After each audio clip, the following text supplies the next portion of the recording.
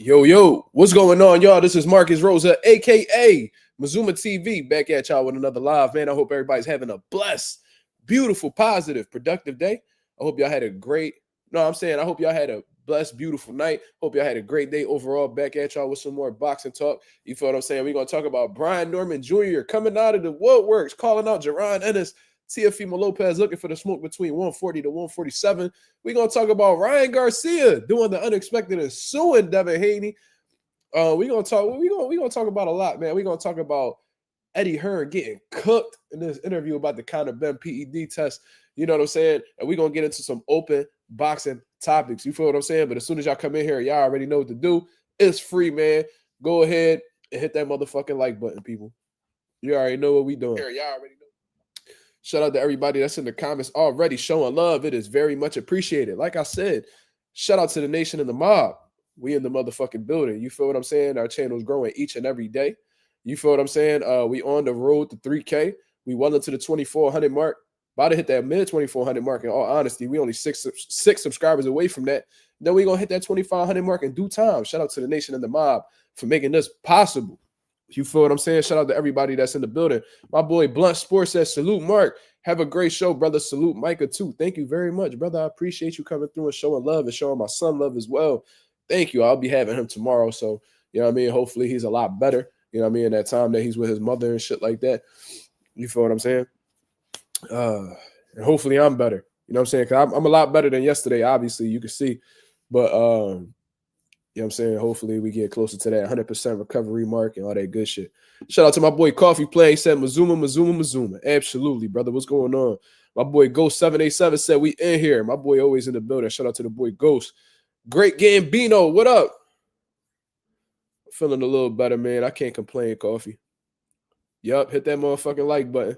Hit that motherfucking like button. You already know how that shit go. You feel what I'm saying? My boy Ghost787 said, I hope Ennis Norman happens. That would be fire, but I got boosted by KO. Absolutely. I think that, we think if we just put away all the ducking aside that the Normans did, if we just talk about two fighters in the ring stylistically, Boost, I feel like Brian Norman is tailor-made for somebody like Boost. You know what I'm saying? Is he strong? Yes. Can he punch? Yes. But I feel like you need more than that in order to get the Boost. I think Boost is going to be well aware of Brian Norman's abilities because they've actually sparred before. And I just think that Boots all around is the better fighter. I think that's safe to say. I think he's the best fighter in the division as of right now. And I think that he will show I think his offense, alone will expose the hand speed and the offense, the combination punching alone would expose a lot of holes in Norman's defense. You know what I'm saying? With him having the longer reach, I could just see Boots keeping him at the end of his punches. And I think he'll break Brian Norman up quite easily. Brian Norman is young. You know what I'm saying? He's not that experienced at a high level. But he is battle tested. He's tough. So, I don't look at it as being like a first, second round knockout, but I do see him being brutalized in all honesty. That's just my honest opinion. Shout out to the boy Coffee Play. He said Norman Turkey. Marissa Alvarez, what's going on? Marissa, it's good to see you. Good to see you. I ain't see you yesterday, but it's good to see you today. How you doing? The Real Infinite said, new sub, Brody, let's cook. I appreciate you coming through, man. Hopefully you here to stick around, man. Real knowledgeable boxing talk. And, I really interact with the people. You feel what I'm saying? Which I feel like a lot of channels don't really do nowadays. They just want to hear themselves talk. But, unlike a lot of channels, and this ain't really me selling myself. The boxing knowledge, the conversation is going to sell. Is going to sell it all. But, I really interact with the people. Inside, inside YouTube, outside of YouTube. You know what I'm saying? I done did a lot for my subscribers. You feel what I'm saying? I feel like that's the least I could do. I just really enjoy the community. You feel what I'm saying? So shout out to everybody that's in the building. Like I said, I hope you're here to stay. You feel what I'm saying? We welcome agreements. We welcome disagreements. We welcome debates. We welcome all of that. So I appreciate you coming through and showing love, brother. So we got enough people in here, man. We should get a little bit more likes in the building, man. We got 15 people. Let's get 15 likes. The likes are free. You know what I'm saying? It's not going to cost you anything. You feel what I'm saying? Marissa says, if Norman and Teofimo fight, how do you see that fight playing out? Now, I look at that as a more competitive matchup, and I'm going to tell you why. Teofimo Lopez, he's more experienced at a higher level, but we have seen his power diminish from 135 to 140 significantly, in my opinion. You feel what I'm saying? So I'm assuming that this fight would take place at 147 pounds. I heard Brian Norman even talk about that he's willing to go down to 40. I highly doubt that'll be a possibility because it seems like Tszyu, with him being the A side, I'm sure he would want to go up and become a 3-division world champion. You feel what I'm saying? So I can honestly see Teofimo moving up and, you know, fighting for the welterweight crown. And Tio's athleticism, his speed is going to be there. You feel what I'm saying? But with Brian Norman's strength, power, pressure, Teofimo, I think it's safe to say he's going to be on the back foot for this one. You feel what I mean? And with him not being fully acclimated to the weight class, I highly doubt that he'll be able to sit in the pocket and trade with Norman. I don't think that's something that he would really want to do. Brian Norman might outmuscle the dude. You know what I'm saying? He really might he might be too strong for Teofimo. You feel what I'm saying? Unless his athleticism just outweighs everything and he was just able to stun on him and just have fun in the ring and do whatever the fuck he want. I can't really see, I really don't see how he deals with Brian Norman's pressure at 147 pounds. Now at 140, you know, Brian Norman might be a little dehydrated, he might be a little drained, might be a dead man in there. That might be a different result. But if we talking about 147, I might favor Brian Norman in that situation. But you know, one thing about Tszyu, regardless of whether I like him or not, he has risen to the occasion when I haven't expected him to. You feel what I'm saying? You can check out old videos from years ago where I predicted Josh Taylor to beat Teofimo Lopez on YSL Sports Media. For context purposes, this was the Josh Taylor that had defeated Jose Ramirez. In my opinion, that wasn't the Josh Taylor that Teofimo Lopez fought. But regardless, he has proven me wrong before. So I wouldn't count out Teofimo's chances against Brian Norman, because at the end of the day, if you're able to get past the power, if you're able to get past the strength, you know, there's not really much in the arsenal. It's not really much in the arsenal of Brian Norman's. No disrespect, he's just not the most versatile fighter. You feel what I'm saying? But shout out to everybody that's in the building. Ghost said Norman's sleeping Tszyu at 5 or 6. God damn. Oh, he gonna go out at 6 like Haney. That's what you saying, Ghost? Maybe that's too much. Tszyu can't fight on the back foot, in my opinion. We seen it a little bit with Claggett, but he struggled a lot with Claggett, bro. So you might be right. Norman too big for Tszyu. That might be the case, man, because like I said, we're not going to sit here and act like his power ain't diminished from lightweight to super lightweight. You feel what I'm saying? Just 5 pounds. 5 pounds make a hell of a difference. You know, the 140s, they boil down from higher weights than 135s. You know, they naturally bigger. You know what I mean? A lot of them dudes at 140 can't make 135. So, you know, the power's different. You know, the size of the fighters are different. You know, their ability to take a shot is, you know, more probable. You feel what I'm saying? Yeah, Norman not, you know, I don't really rate his boxing ability that high, but he could make some shit happen. You feel what I'm saying? He can make some shit happen for sure. You know what I'm saying?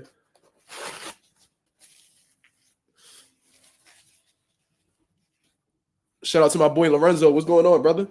Shout out to my day one nation night. You feel what I'm saying? One of my nation people. You feel me? Shout out to my boy Lorenzo in the building. Love all the way from Japan. Who the fuck you know get love from Japan, man? Come on, man. Stop it. With this small of a platform that I have right now, who you know getting love from Japan, man? Come on, stop it.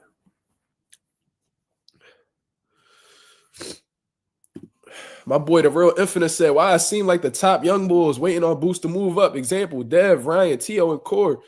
Niggas passing weight games. Niggas passing weight games.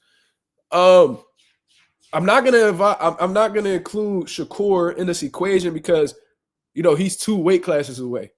You feel what I'm saying? I'm not gonna include Shakur in that, but Dev, Ryan, and Tio, they may very well be waiting for Boost to get up out of the division, because I've heard each and every one of them talk about going to 147.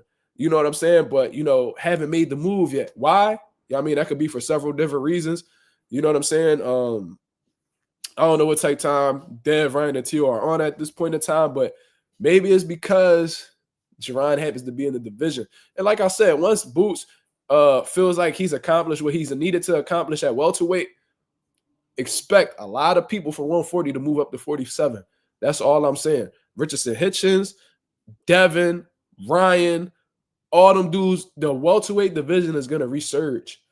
You feel what I'm saying? But I think they're strictly waiting on that moment for Boost to move up.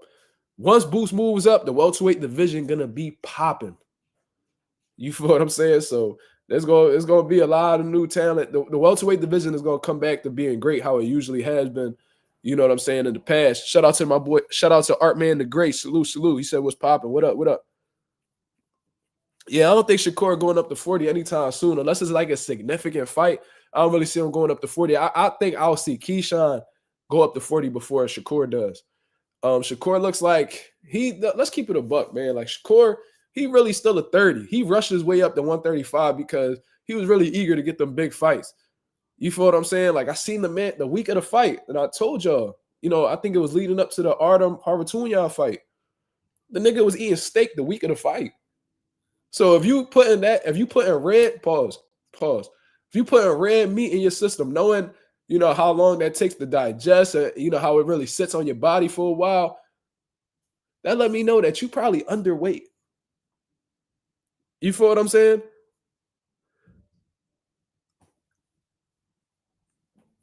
Operation Black Ball Boots. I seen people talking about that he might have a career like Demetrius Andrade. And I'm like, nah, man, we ain't gonna do that. You feel what I'm saying? But I think a lot of people don't really want that opportunity with Boots right now. I think they look, they recognize game, bro. They know what they can handle. These are smart fighters, bro. You know what I'm saying? They know what they're capable of doing. You know what I'm saying? If they're able to go around somebody in order to achieve what they want in their career, they'll do so. You feel what I'm saying? I'll be putting up the link in a little bit, Art man. I got you.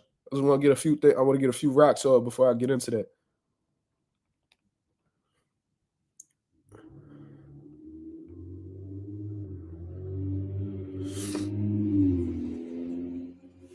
You feel what I'm saying? Shout out to the 20 people that's in the building. Yeah, you said Ralph. Shout out to my boy Ralph in the building, one of the moderators. He said, you had said you felt Shakur missed weight on purpose against Conceição to have an excuse to move up. Well, it could have easily been a situation where he just mismanaged his weight. But I think regardless, he took that opportunity of missing weight as an excuse to be like, oh, well, I just outgrew 130, blah, blah, blah. I'm going up to 135 now. He's seen how hot the lightweight division was, and he wanted a piece of that. You know what I'm saying? Like he want to be in the mix. You know what I mean? And he wants to be acknowledged as one of the GOATs. Well, one of the, the great fighters of his era. So how is he going to do that? He going to have to run into the smoke and come out on top. Seemed like he was willing to do that. I think he thought it would be easier than than reality.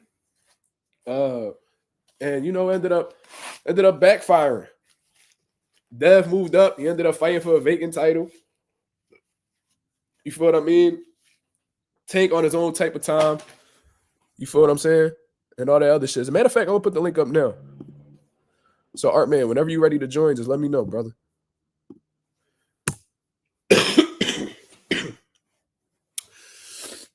You know what I mean? But I'm about to get into what Brian Norman has stated today. He's acknowledged that he's been a little too quiet, a.k.a. he letting his daddy talk too much. But he said that in 2025, he letting it be known what his intentions are. And this just goes to show that unification fight with Jaron Ennis might be closer than, what a lot of people have been saying. And if Boots' next fight is a unification fight, I'm going to keep it 1,000. A lot of y'all niggas owe Jaron Ennis an apology. Because if he coming out here and he telling y'all, yo, before I go up to 54, I want a unification fight first. You know what I'm saying?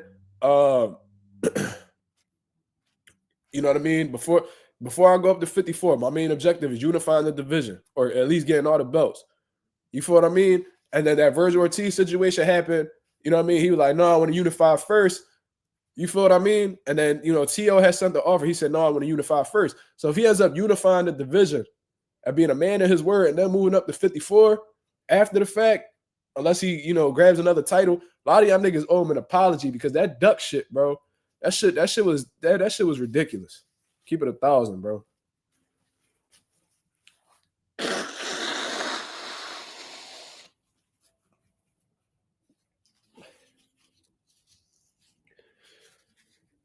Waiting for you to join, Art Man.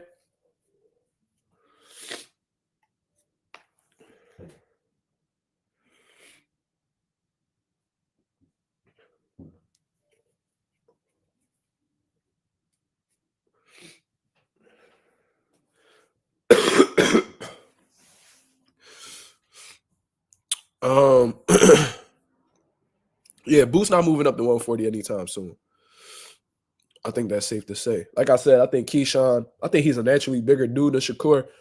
I think we'll see him make that transition to 140 before Core. Unless Shakur gets a crazy opportunity, I don't see him moving up. J805 says, Mazuma, serious question. Do you think Devin will be successful if he fought guys his size more often? All of his major wins have been against guys he's bigger than.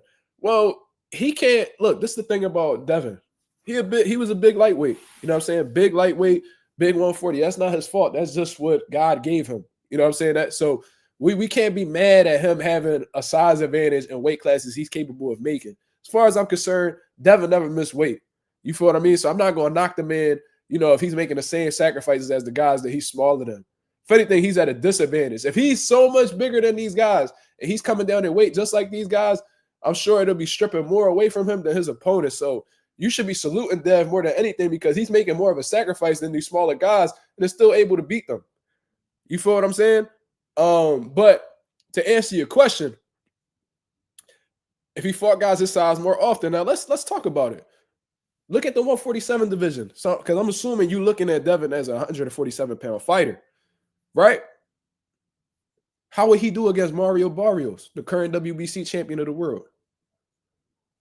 I think he outboxes Mario Barrios. I think he makes Barrios look stupid. That's my personal opinion, and I fuck with Mario Barrios. He's one of my favorite offensive fighters in boxing when he's clicking. I love his offense. I like his jab. You feel what I'm saying? Let's look at Brian Norman. With what Brian Norman brings to the table, is he a threat to Devin? Yes, but who has more tools? Who's the more intelligent fighter, in your opinion? When you really look at both of these guys, who has more depth in their game? I think he outboxes Brian Norman. I don't think he knocks out Brian Norman. I think Brian Norman's game the whole time, but I think he outboxes Brian Norman. Stanionis, that's a tough ass fight. But if Devin is anything like himself, you know what I mean? J.A. says you got Brian Norman. Well, you're entitled to your opinion, brother. But me personally, if Dev is himself and he boxes how he knows how to box, if he sticks to just being a dream, Devin the Dream Haney that we seen come up, you know, with similar performances like he had against Kambosos, Regis Prograis, I don't see Brian Norman touching him. I think he has a hard time getting to Devin Haney offensively. That's just my opinion. That style is hard to deal with, bro. Them athletic, rangy, fast-moving ass boxers, they hard to catch up to. Early on, when I was boxing, there was this motherfucker I used to box named Chase, bro, and he had the most frustrating style. He wasn't on Dev level, but you know, he had like some similar attributes, and it was always hard to get to him. So I know from firsthand experience how difficult it could be to get in the ring with them types of dudes. You feel what I'm saying? So they understand that as well, and that's why they're not really hell-bent on facing them type of styles. Who said Devin missed weight? Nah, he never missed weight. Robert, you can't be putting this false information out here. He never missed weight.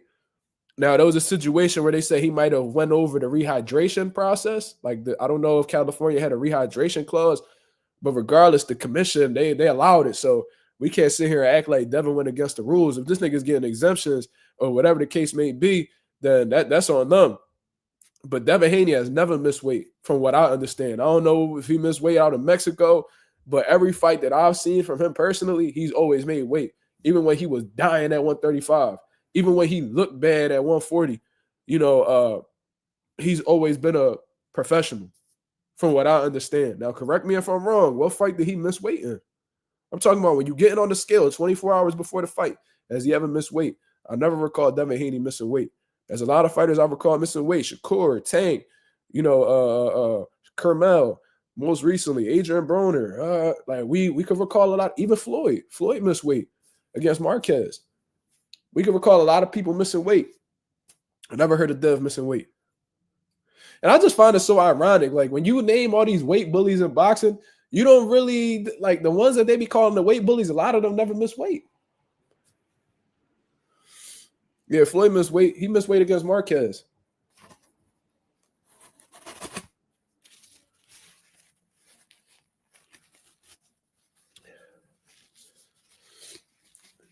You feel what I'm saying? Adrian Broner will make a fight at 140, and then the week of the fight, he was like, yo, can we change it to 47? And then it would look like he never missed weight, but, you know, Broner has done that constantly. Ryan, he was making 35, couldn't make 140. That's why he been doing all these, you know, did one fight at a catch weight. Then he fought Duarte at a catch weight. Then came in like at a similar weight against Devin Haney, completely missed weight. You feel what I'm saying? I guess Art Man not in the building, man. I already had put the link up. I guess he's not gonna come through. He probably timed out or something. He probably went somewhere else. But let's get into this video that Brian Norman put out here, man. And you know, I actually like this. I'm always for the fighters, you know, talking. You know what I'm saying? Just as long as they going out of their way to back the shit up, pause. I don't really mind it. You feel what I'm saying? And one thing that I find real funny about Norman is how much he sound like Roy. It's probably that country shit or whatever the case is, but he don't sound exactly like Roy, but he say certain shit that, because I was just watching Andre Ward. He did like a 2-hour interview with Roy. And they sound pretty similar. So it's kind of funny to hear him talk. I ain't no Rudy Poo ass nigga. I don't know. They slang and they accent. That shit is funny to me. But let's get into what Brian Norman said. I'm gonna keep it real short and sweet with y'all boys out there. I see y'all trying to make noise or whatever, and everybody trying to keep me out the loop. So I just want to be known. I've been quiet for too long. I understand. I'm slipping on my pimping. But now I'm trying to snap back right and get back right. You feel me? So 2025 is my year. I got me a whole hit list marked down. I can see the target. But I'm starting off with that boy Boots out there in Philly. I'm finna go ahead and get that done with. I gotta make that happen before he moved up to 154. After that, I see T.O. Hill playing games. He'll think about going up to 147. If you think about doing it, I'm right here. If you want to fight at 140, we both WBO. I could out of 140 with you. Trust me, it's not a problem at all. And that's also for all the other 140-pound champions. Anybody can get it for real. I just want to let that be known. Like I said, I've been quiet for too long. That's my mistake. But I'm tightening up, and now it's time to take over this whole boxing game. You dig? That's Brian Norman's statement. Now, one mistake that he made was talking about how he would be willing to go down to 40. Don't give that up. Don't give up that advantage. You feel what I'm saying? We seen Chad Dawson do that with Ward. You know what I mean? Like, why would you give them that option? Like Canelo did it with Floyd. Why would you give him an option to use a catch weight? I'm not really a fan of that, but that just goes to show how confident he is. And if he's saying that, he must have some type of confidence in making 140 pounds. But let's go over this statement one more time, because you know, Brian Norman making it clear that he know Boo's going up to 54 soon, so he want to catch that motherfucking fade before he make his way out.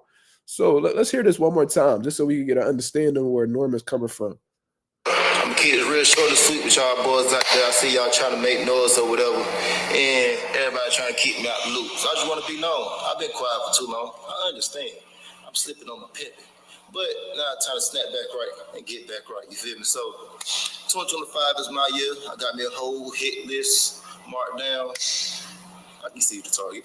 But I'm starting off with that boy Boots out there in Philly. I'm finna go ahead and get that done with. I gotta make that happen before he moved up to 154. After that, I see T.O. Hill playing games. He'll think about going up to 147. If you think about doing it, I'm right here. If you want to fight at 140, we both WBO. I could out of 140 with you. Trust me, it's not a problem at all. And that's also for all the other 140-pound champions. Anybody can get it for real. I just want to let that be known. Like I said, I've been quiet for too long. That's my mistake. But I'm tightening up, and now it's time to take over this whole boxing game. You dig? You dig. Those are Brian Norman's words. Those are not mine. So he's letting you know in 2025, he looking to put belt to ass, people. He looking to come out here, and he letting it be known from 140 to 147 is fucking lit. You know what I'm saying? So, hey, man, I'm looking forward to seeing if Brian Norman going to walk it like he talking or what. I mean, I'm going to give him one more opportunity. I'm going to give him one more opportunity to prove himself. Because if he come out with the same bullshit, if him or his team come out with the same bullshit, because their whole thing was, oh, we going to Philly, we need this, this, and that. So if they happen to make this in a Las Vegas or any type of neutral location, I'm really hoping, I'm praying to God that they don't use, the money excuse as a reason to walk away. They already offered you a bag that, in my opinion, was very, very fair. You know what I'm saying? So hopefully you guys, tighten up, learn from that previous situation, because y'all know y'all took an L at the end of the day, because, y'all was going to walk away from 1.6 to go fight for 200,000. Then y'all pulled out with an injury and probably lost money at the end of the day. You feel me? So hopefully y'all learn from that situation. Y'all come back and y'all take the opportunities that's available, because some of these opportunities that you guys may be passing up on may be only given one time. So you guys, hopefully they learn from that. I'm gonna give them one more chance. You know what I mean? First time y'all had some duck sauce in y'all system. You feel me? So let's see if y'all learn from y'all mistakes, because that was a mistake in all honesty, and come back better. You feel what I'm saying? He said ain't no opportunity. He ducked 1.6. Well, there is an opportunity, because there is an opportunity because Boots is still open for it. You feel what I'm saying? The real Infinite said, Pops talked him into this. Now he getting belted ass. Fuck you, mean? Hey, man, look, I'm for it. If it's a unification fight, I'm for it. You feel me? I want to see Boots have. I want to see him accomplish his goals, because the quicker he's able to accomplish these goals, the quicker we'll be able to see him in the 154 division with the Charles Conwells, with the Fondoras, the Terrence Crawfords, the fucking Virgil Ortizes. I don't know if Jesus Ramos is coming back down or whatever the case is, the Xander Zayas of the world. Like, we get to see him in the mix with them caliber of guys. I want to see that, but I also respect Boots' goals, because this is his career at the end of the day. He does, he is the shot caller in his career. He calls what the fuck he wants to do, and fans either got to support it or they don't. Just like how these Canelo fans be supporting him doing all this ducking shit, Boots fans should be supportive of him wanting to unify the division. Because at least he's showing that he wants to fight the elite amongst his weight class and show that he's superior. Canelo not even willing to do that anymore, and they still supporting him. So if that's the case, go ahead and support Jaron Ennis. You feel me? If you would tolerate some bullshit like that, then you should be able to tolerate something positive from Jaron Ennis. J.A. feel like he got to move up right now. I'm not the one to tell somebody what they need to do in their career. You know what I'm saying? Like, if you a motherfucking if you a bank teller, right? If you a bank teller and everybody wants you to move up to the banker side at your job, and you want to do another year as a teller before you move up, it's ultimately up to you.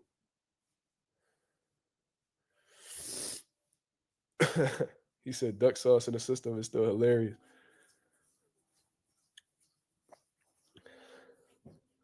You say you want to see Norman Sr. cry? God damn. I want to see Boots go up to 54, man. I want to see him go up to 54, but I want to see him unified too. You know what I'm saying? Okay, we got somebody in the building. Yo, what up, Robert? Can you hear me? I don't know if you muted or what. Robert left the building.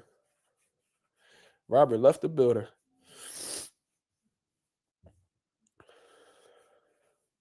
Aside from Bud, Xander is the most skilled fighter. Not best, but skilled.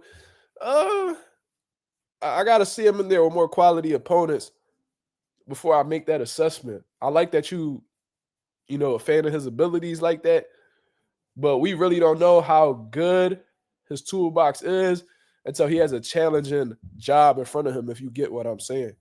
You feel what I mean? Like, you can have all the sharpest tools in your motherfucking shed, but if you ain't never have no And if you taking care of all these easy jobs, all right, man, it make you look like a skilled motherfucker. But when you got something challenging in front of you that you're gonna need every tool in your shed to, fix, that's when it really shows how skilled you really are. Funny how everyone brushed off Tim Tszyu. Well, he's coming off of back-to-back losses, and you already know recency bias is a motherfucker, bro. So if Tim Tszyu wants to reverse this curse that's set on him right now, first of all, he needs to my dad just sent me something. Hold on. My dad out here clowning, so to be funny shit. My fault. My dad fucking distracted me. But if Tim Tszyu wants to reverse this curse, first of all, he needs to take a rest.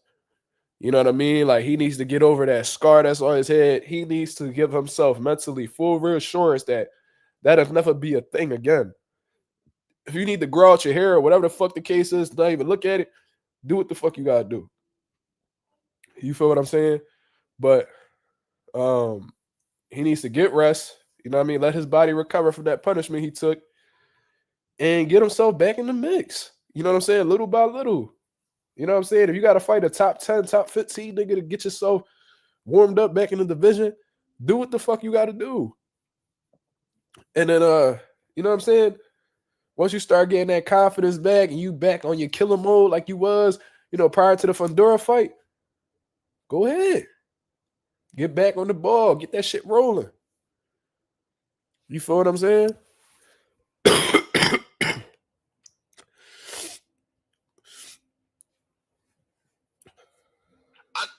Hold on, my fault, y'all.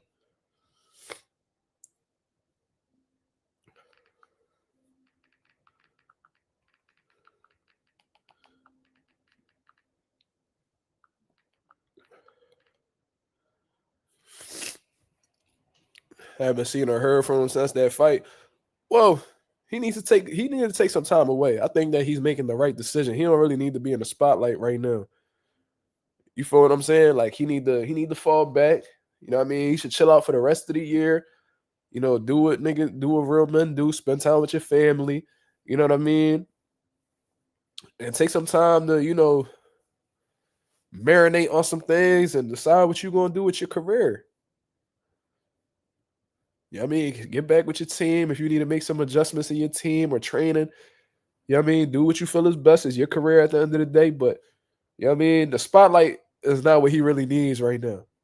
And even if he wanted the spotlight, there's so much shit popping at 54 that it's going to be hard for him to be the main topic anyway. We got Borders Zaliev who just beat him. We got Fedora who beat him prior. We got Terrence Crawford. We got Earl about to move up in there. You know what I'm saying? We got a lot of people that's, popping in that division. So even if he wanted the spotlight, it's not very likely that he'll receive that.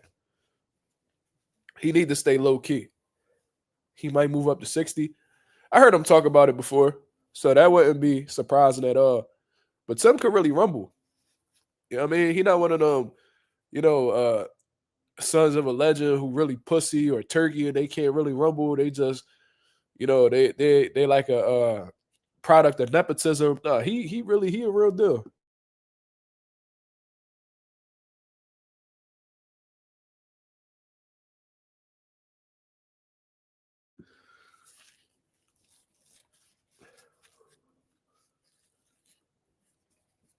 Oh, you said he growing hair? Tim Tszyu growing hair? Hey, man. Whatever you got to do, bro.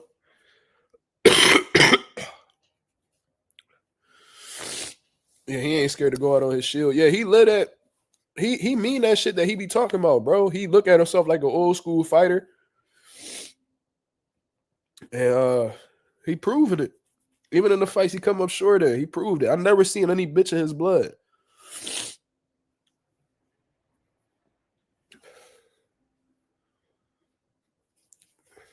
I didn't even know Tim Tszyu did an interview recently. That's what's up. Shout out to the 30 people that's in the building, man. Hit the likes. Hit the likes. So we spoke on Brian Norman calling out Jaron, Ennis, and Teofimo. I'm going to give him another opportunity. You know what I'm saying? To show whether he really about this unification shit or not, wanting to fight the best. Because, it's like nowadays, it's like, and I don't really see nobody coming to Norman's defense for real, but it's like boxing fans in general, they still want to keep training wheels on fighters who world champions. Like, I remember when they tried to do that shit with Anthony Joshua. Anthony Joshua beat Charles Martin for the IBF. And, the fans started demanding the Wilder fight. It was, oh, well, he only has this many fights. Wilder has, at the time, Wilder probably had like 30-something fights. Oh, Wilder already has this many fights. So, Joshua, bro, we can't put training wheels on world champions, bro. Once you get that world title, them training wheels coming right up off you, and you're gonna have to go down that road, whether it's rocky, smooth, whatever the fuck the case is. You feel what I'm saying? You gonna have to find a way to maneuver. Once you get that world title, there's no backstepping, in my opinion.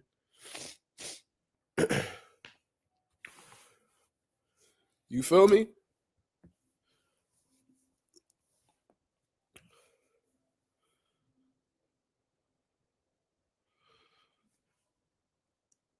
Norman should fight early next year, not late in 2025. I mean, if he want to get a quick look, from what I heard, Norman and his team, they talking about how they going to take a fight early 2025.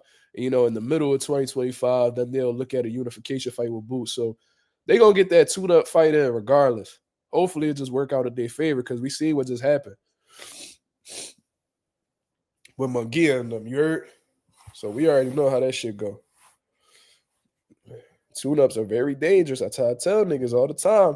They don't be understanding until that shit happens. You feel what I mean? So let's get into this next topic, man, because the double standards, bro, they are real. My fault, y'all. They are really real. You feel what I'm saying? So I'm looking on the internet, just looking into the boxing world and what's going on and shit like that. And I'm seeing that Ryan Garcia is suing Devin Haney. Ryan Garcia is suing Devin Haney, and I believe that Bill Haney had confirmed it. But let's look into this statement. Let me see. Yep, lawsuit against Devin Haney.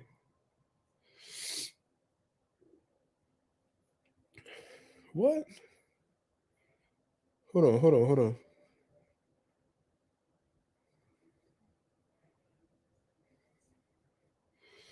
Ryan Garcia said through his lawyer that Haney is trying to coerce Garcia into a rematch. Hold on. I got to read this right. Because look, we gonna figure this shit out right now.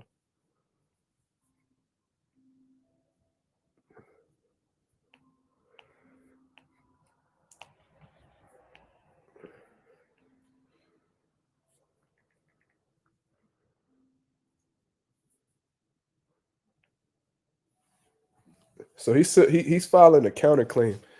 Give me 1 second, y'all. Give me 1 second. It don't matter what he's suing for. That's not what we talking about.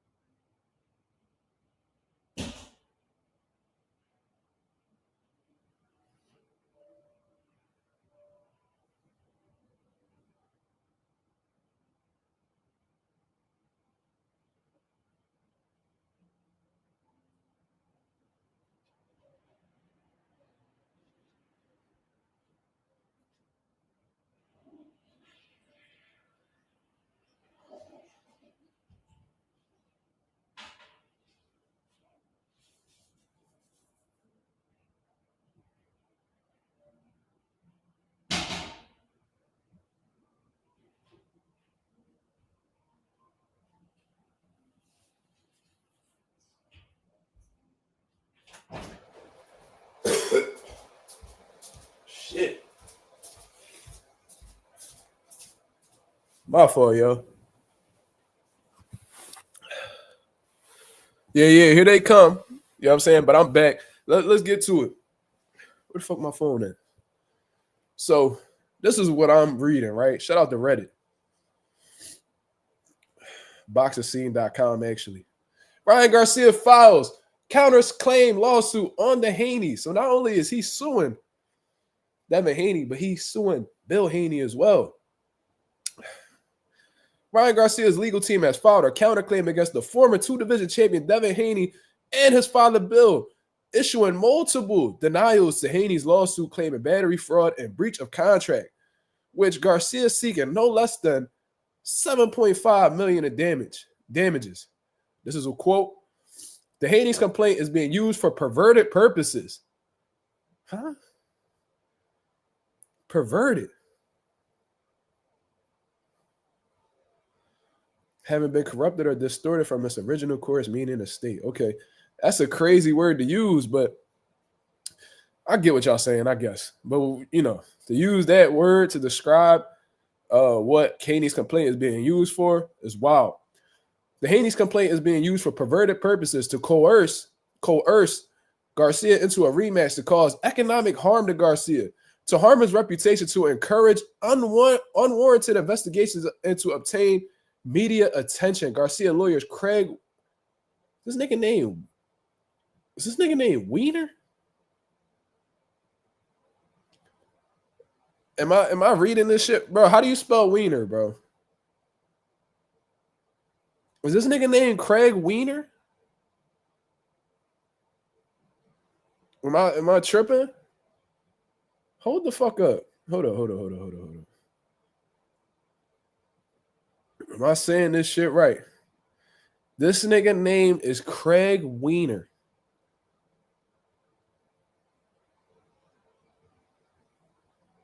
My nigga, I thought I was tripping.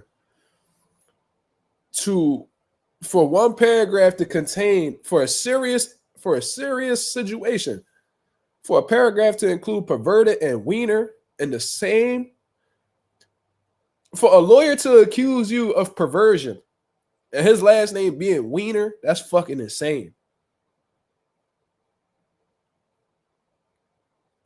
Holy fuck.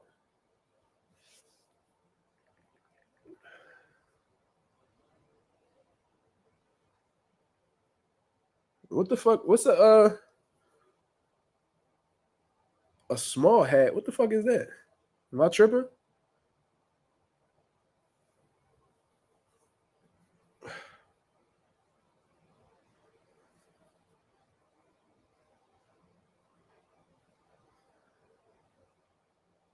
Oh, okay. I know what you're talking about. I had to look that up. Yeah. Nah, I know. Okay. All right. I had to look that up. My fault. But let's go back to what I was just reading. I can't believe what I was just reading. Hold up. This nigga name is Craig Wiener. And Rena Jane described as a woefully improper in a 33-page counterclaim. By calling Garcia a coward and a cheater for not agreeing to a rematch requiring VADA drug screening after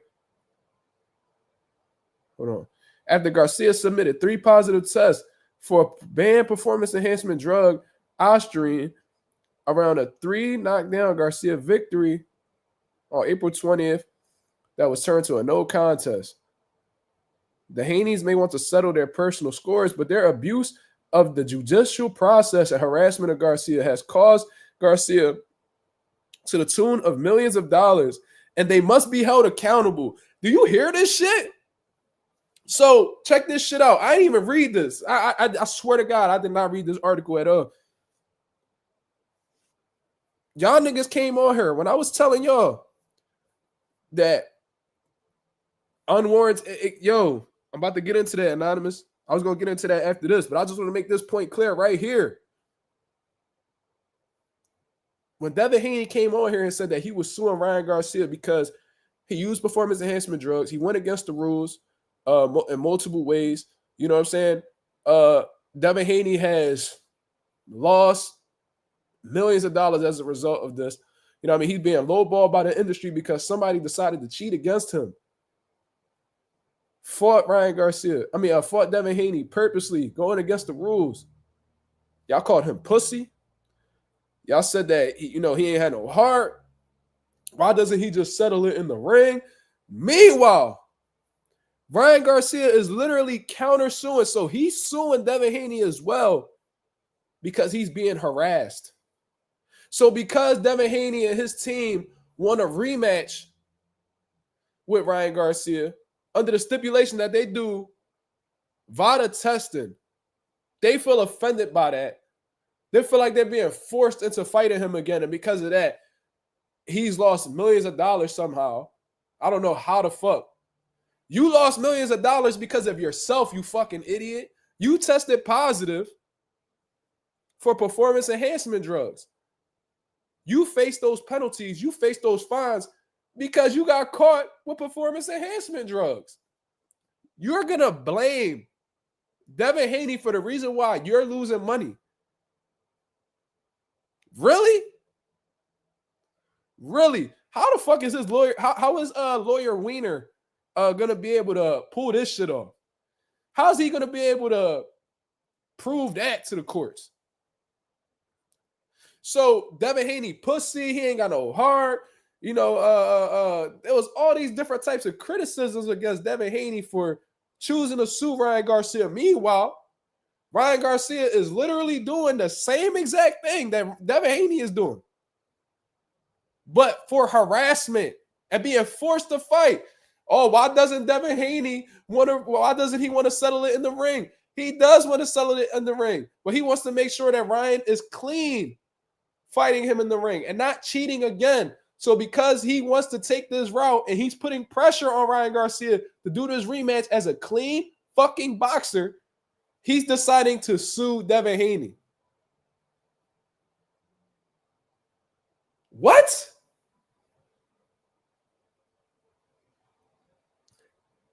But look, do we see anybody ripping Ryan Garcia? There might be a few here. You hear me talking my shit. You might see a little here. You might see a little there. But where's that same outrage that Devin Haney faced? Oh, well, Devin did it first. Y'all niggas really show that racism is still a prominent thing in the sport of boxing, y'all. Like, y'all can't hide it. Y'all just can't hide who y'all truly are. Y'all really show y'all hatred. And this is bigger than Devin Haney. Y'all show hatred. Y'all try to hide it all the time. Oh, my wife is black. Oh, what? I got a best friend that's black. Huh, we were eating chicken and watermelon on Thursday night. Yeah. There's no way I'm a racist.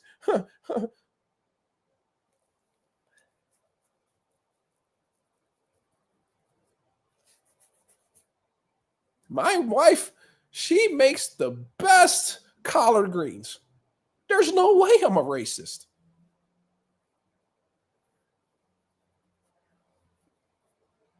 Little to no criticism for Ryan Garcia, ladies and gentlemen. Because if y'all was logical people, if y'all think Devin pussy for that, I disagree. But like I say to everybody else, you entitled to your opinion. And part of having a respectable opinion, or at least a credible opinion, is keeping that energy consistent for other people. So if I say fuck drug cheats, I don't give a fuck if I was the biggest fan. Let's say, for example, Benavidez test positive for cocaine, but I don't think he was using that for boxing purposes. I just think the nigga liked to party. You feel what I'm saying? I don't know if the nigga was snorting lines before he was throwing hands. I think that they caught him out of contest. This nigga was partying, got involved with the wrong people. Boom, got popped, right? But let's say Benavidez test positive for clenbuterol, Ostarine, HGH, all this shit. I swear to God, I would treat Benavidez as much as I'll fuck with the nigga, as much as I would honestly be hurt by it. would treat Benavidez just like how I treated Conor Benn, Canelo, Billy Joe Saunders, who else? Dillian White, Gerald Miller. The list goes on and on. Oscar Valdez, Julio Cesar Martinez, all of them. Looking at better be with the side eye for them elevated levels of testosterone, being in your 40s, but somehow, some way, that was water under the bridge. Alexander Povetkin, yes, the list goes on and on and on. You already get what I'm saying, brother. So that's the difference between, if I say some shit, that shit applies to everybody. The energy is consistent with everybody. You know why? Because I come into this game without my emotions being too involved, and I hold everybody to the same standard. There's no hate in my blood. I don't hate no fucking black people. I come from African ancestry. My father family, my mother's family. I got black people in my family. I am that. So, and you never gonna find no self-hatred in my blood. Ain't no fucking coonery going on in this motherfucker. I don't hate no black people. I don't hate no fucking white people. I don't hate no fucking Indian people, Asian people, whatever the fuck. I hold everybody to the same regard. I give everybody the same amount of respect until you fuck up. Then it's a different situation. You feel what I'm saying? I find it very funny how Devin Haney, oh man, I can't wait to make a video about this tomorrow. This is going to be good, boy. This shit going to be good. I might make it right after the live and I'll post it tomorrow. Find it very funny that Devin Haney gets criticized for making this lawsuit when in reality, he was very justified in doing so. Meanwhile, typical Ryan Garcia shit, playing the victim when he is the villain the whole time and is claiming that the Haney complaint is being used for perverted purposes to force Garcia into a rematch to cause economic harm. I don't know how. I don't understand this. I don't know how they could say they're forcing Ryan Garcia into a rematch and causing economic harm at the same time. Bro, if you're rematching Devin Haney, you're going to make money. How could you say that there's economic harm in any way, shape, or form if they're going to pay you to fight them again? Where the fuck is the economic harm coming from? All the economic harm came from your part. So because they suing you for going against the grain and going against the fucking rules of boxing, and they're holding you accountable for it, they're harassing you? I want to read the rest of this shit. And it's 33 pages of bullshit. 33 pages of bullshit from Mr. Lawyer Wiener. You know what I'm saying? By calling Garcia a coward and a cheater for not agreeing to a rematch requiring BADA drug screening after Garcia submitted 3 positive tests for the banned performance enhancement drug Ostrine. Around a 3 knockdown Garcia victory on April 20th that was turned to a no contest, the Haneys may want to settle personal scores. As they should. The fuck? As they should.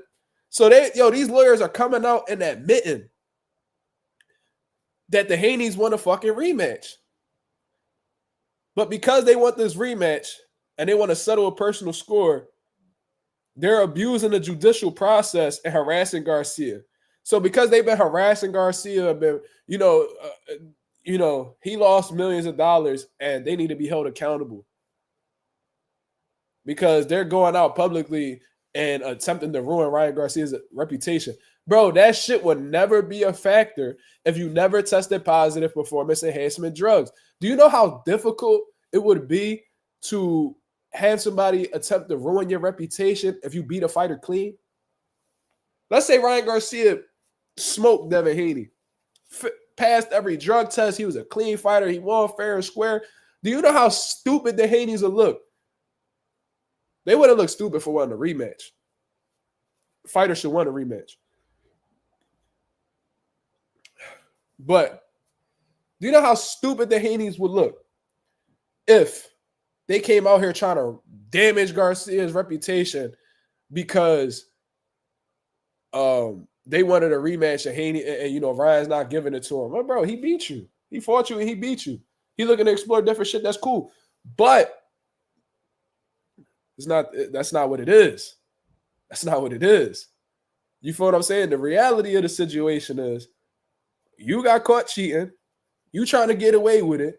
You're not even trying to serve your suspension. You over here trying to do exhibitions and all types of shit. Oscar De La Hoya check you. All of a sudden, you pulling out with wrist injuries and shit. You feel what I'm saying? So if you're going to blame anybody for you losing millions of dollars and damaging your reputation, you should blame yourself. Because what was the start of it all? What initiated all of this? Your actions. You could go ahead and blame your strength and conditioning coach. You could blame ashwagandha. You could blame all these supplement companies. You could blame it on the supplements being tainted after you said you don't even take you say you don't even take Tylenol. You blame everybody in the world for your actions. Because you're feeling pressure from Devin Haney and his team to rematch you and fight them under VADA screening. You want some money from them.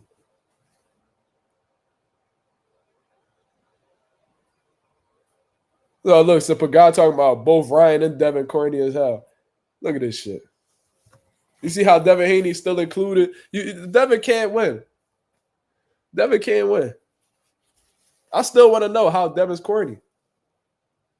I done gave you every reason under the sun as to why him suing Ryan Garcia was the logical thing to do. This business, right? We're not in the streets. This is business, right? If somebody goes against the code or they do something that damages your reputation, if anybody's reputation got damaged, it was Devin Haney's. Because Bill Haney and them admitted that Devin Haney hasn't returned to boxing yet because they been getting lowball offers. They been getting paid less than what the fuck they were supposed to get paid. And they still looking at Devin Haney's last performance as a loss when it was a no contest. He got cheated. But because Ryan did what he did under performance enhancement drugs, now Devin Haney has to take a loss. Who should pay for that? Devin or Ryan? Who should pay for that? The cheater or the nigga who got cheated? Like, think about it logically. Fuck how you feel about Devin. Fuck how you feel about Ryan. Think about it logically. If the man who got cheated is taking a loss because of the cheater, who should be paying for that? Who should be paying for that? The victim or the fucking suspect? It's a layup, y'all. This lawsuit gonna be a layup. And I'm not even a law knowing motherfucker. I ain't no lawyer, none of that. But watch how this shit is going to age really well, because after Devin Haney settles this shit with Ryan, first of all, I hope he break Ryan for every dollar he could get. You feel what I'm saying? Because I think that's what should happen to drug cheats. You know what I mean? They don't really feel you or understand where you're coming from until you tap their pockets. So I really hope he tap his pockets to the fullest, right? But watch how well this shit age, because that's going to give fighters in the future a blueprint on how to really penalize drug cheats. Because the sport of boxing not doing it. So you got to take these things into your own hands. If you want something done, you have to do it yourself.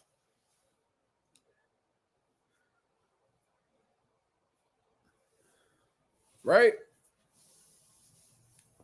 Devin Haney may very well be giving you guys the blueprint on how to really penalize drug cheats and really make a significant change in drugs being used in boxing.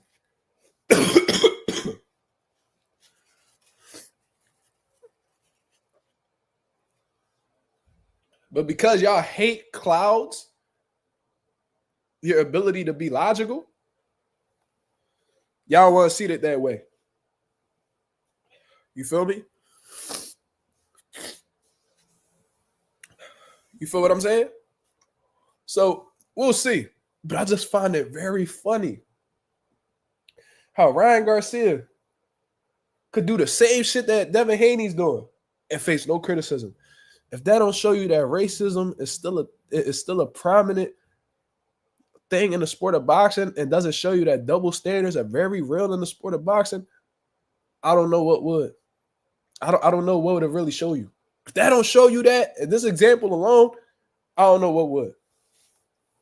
I don't know what would, yo. I didn't even get to finish reading the rest of this shit. I don't think it was anything. Devin Haney's attorney, Pat English, told Boxing Scene Sunday that he views Garcia's counterclaim as silly and expected to get tossed in New York court.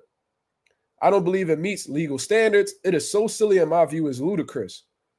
Among the repeated denials of claims made by Haney, Garcia denies in the counterclaim that he ever took intravenous fluids in advance of the bout and said the Haneys are not entitled to any of the relief sought in their prayer for relief. Hold on, my boy Jamil just asked for a link. Hold on. Let me see. How can I do this? All right. Give me 1 second, y'all. I think Jamil want to speak to the people. I think my boy YSM want to speak to the nation. Hold on.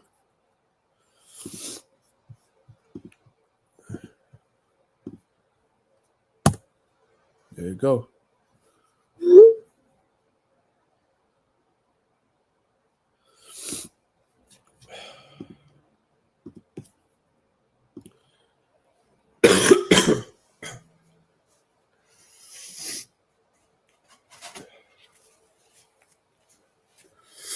My fault, y'all. I know I'm running nose all crazy, but we chopping it up.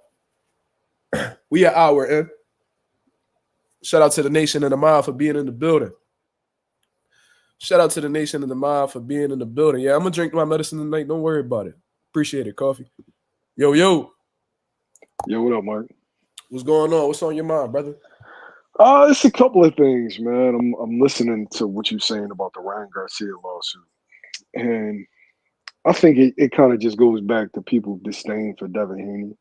And a lot of it has to do with them not liking Bill. Kind of like the LeVar Ball syndrome, where even though it has nothing to do with the kid, you just projecting it on him. But you constantly hear dudes that look like me and you. Oh, that's soft. Devin's a clown. He corny. He a rat. And this, you always hear that, right? Like, Yeah. I've been hearing that since. But here's the funny thing, is that when athletes handle stuff in the streets, that same person will call them dumb. Oh, you got this to lose. You got that to lose. You got millions. Why you being dumb? You got to leave that street shit alone. But then when you handle stuff in the court, now you soft. It's like They did that with Devin when he swung on that nigga at the carnival. Yes. Yep. It's a lose-lose situation. It's like one advantage that other groups of people have is that they can take things up in the court and them not be vilified by their own people. We the only group of people that sneer at the court system, but then we wonder why we behind the 8 ball. And I'm talking about blacks and Latinos, right? You go to the court, you're a rat. All these other cultures go to the court. It's smart. We got to get away from that, yo. Yep. Look, that's business. They signed a contract. It's not no street stuff. They're not fighting on the corner. They signed a contract to do business. Ryan Garcia did not live up to the terms of said contract. So now he's being sued. The same way Oscar De La Hoya would sue Devin if Devin didn't show up to fight. The same way promoters and managers sue fighters. Bro, this happens every day. Why is it any different for the fighter? This is business. It's a fact. Shit. It's so simple. It's really so fucking simple, bro. But I like I said earlier, I feel like people's hatred, people's disdain for Devin Haney clouds their ability to be logical. It has to be that. Like, there's no other. Like, Ryan Garcia is really out here. He's doing the same shit that Devin Haney's doing right now. And I don't see nobody on social media calling him pussy. I don't see nobody calling him a bitch. Just they was telling Devin Haney settle it in the ring. Ryan Garcia's lawyer just said in there that pretty much admitting that Devin Haney and his team wants to settle it in the ring. They want a rematch, but they want to do it under VADA testing. So because they're trying to, force Ryan Garcia to do it, they consider it harassment. So he's basically suing the nigga because he wants to fight him. He's feeling forced to fight Devin Haney. Like, that's insane. But you will never hear nobody talk about Ryan how the way they talk about Dev, bro. Devin is doing what y'all told him to do. Try to settle it in the ring. Yeah, he wants to do that, but you're not about to pop dirty against me again. We're going to do this shit the right way. He's coercing. He's coercing my client. What the fuck he say? He said he's coercing his client into a rematch. And then at the same time as saying, causing economic harm to Garcia to harm his reputation. Bro, who harmed Ryan Garcia's reputation, bro? Who did it? How did this all start? Positive test. So you did it yourself. Why the fuck is you blaming the Haneys for what the fuck you did? For what you put in your system? But here's the reality, right? Jesus Christ. The truth is only the truth if people choose to believe it.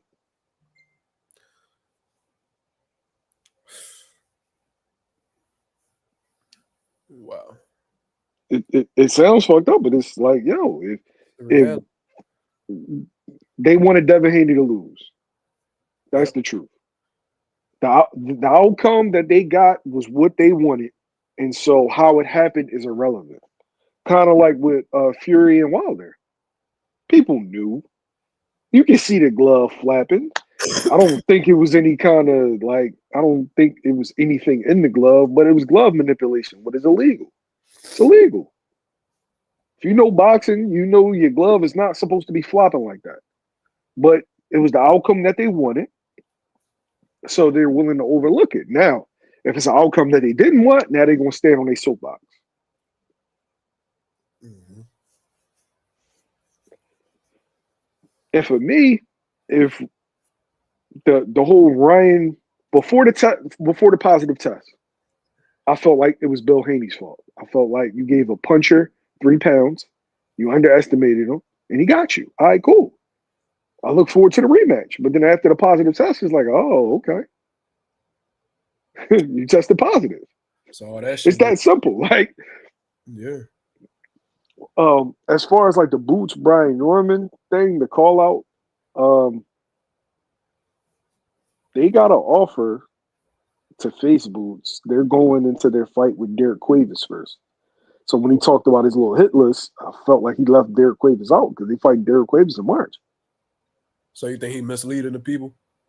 I think that, yeah, because he's making them think that it's by doing that, you're making them think that it's next when you know it's not next. You fighting Derek Cuevas and you hoping Boots don't go to 54.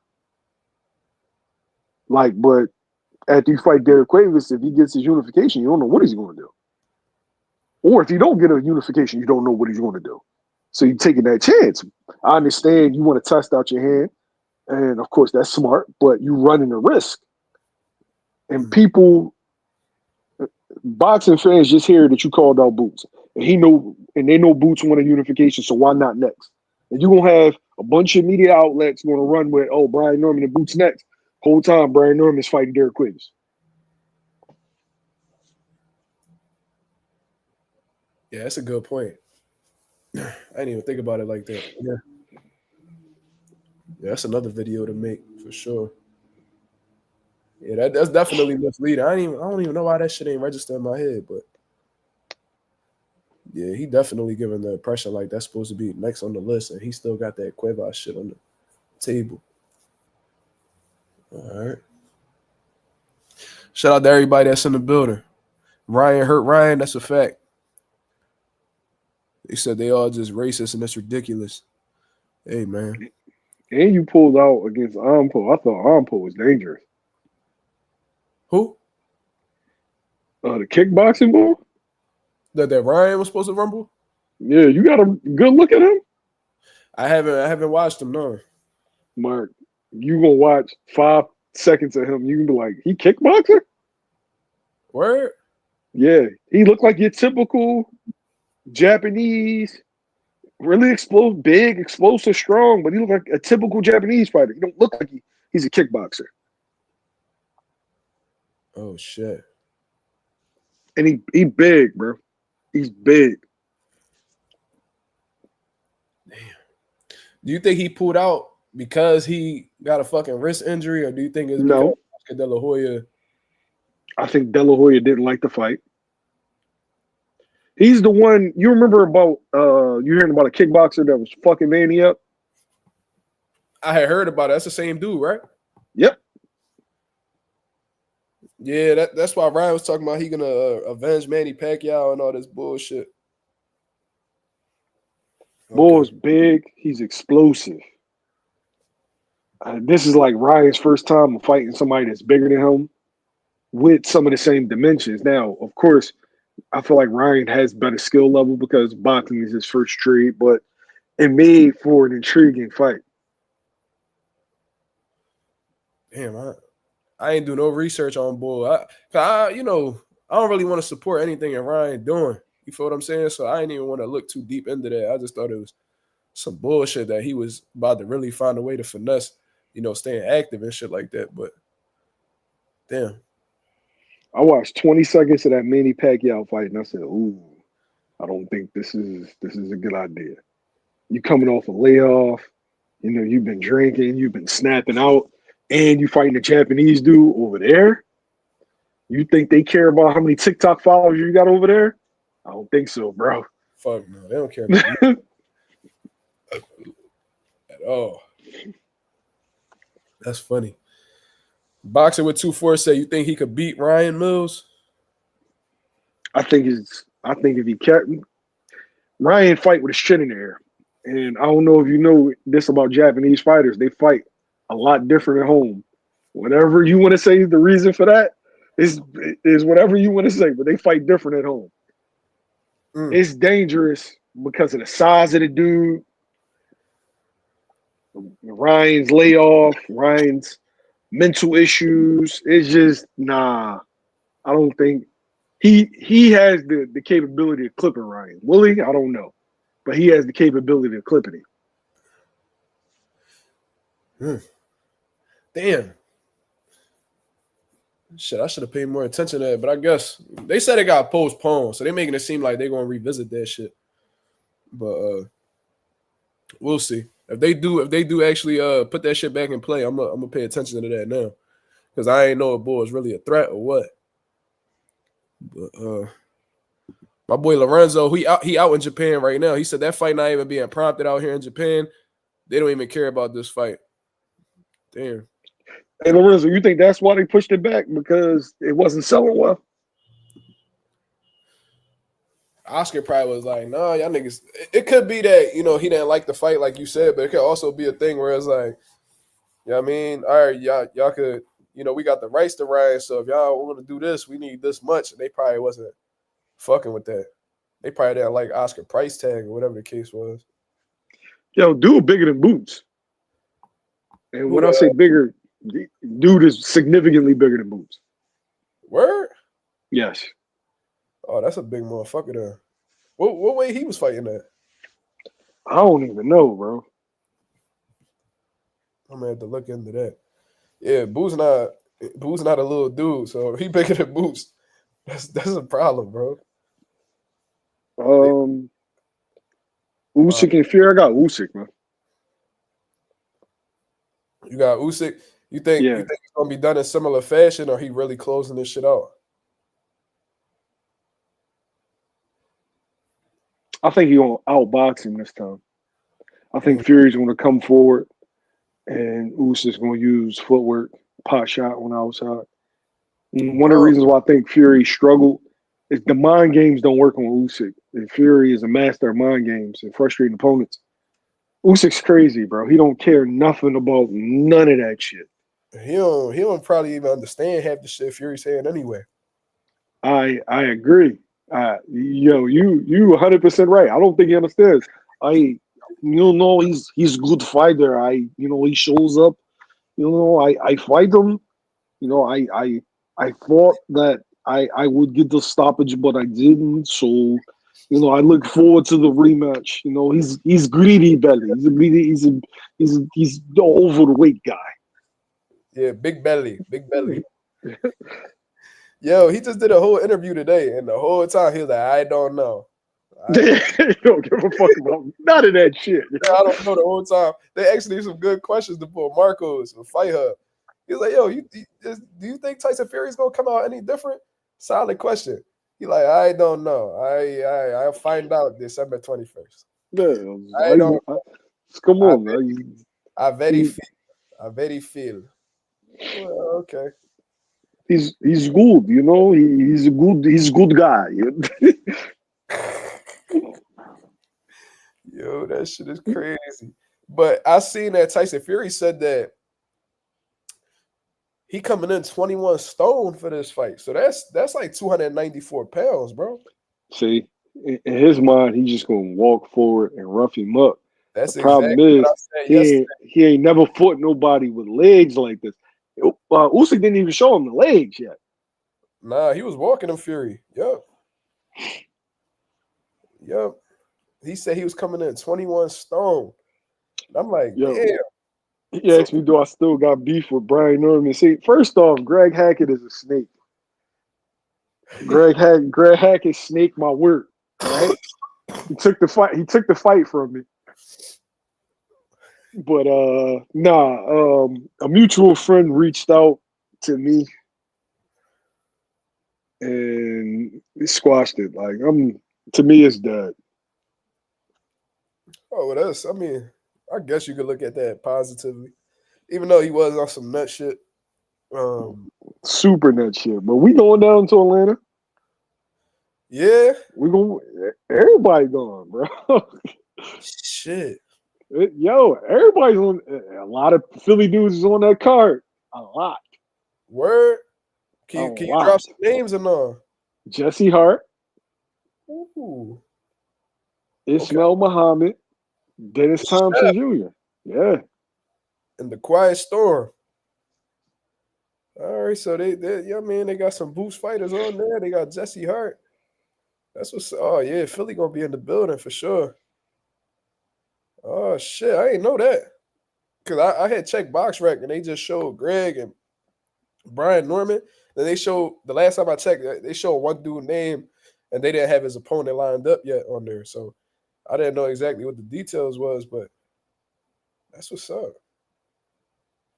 That's a good job. Yeah, Greg took your work though, man.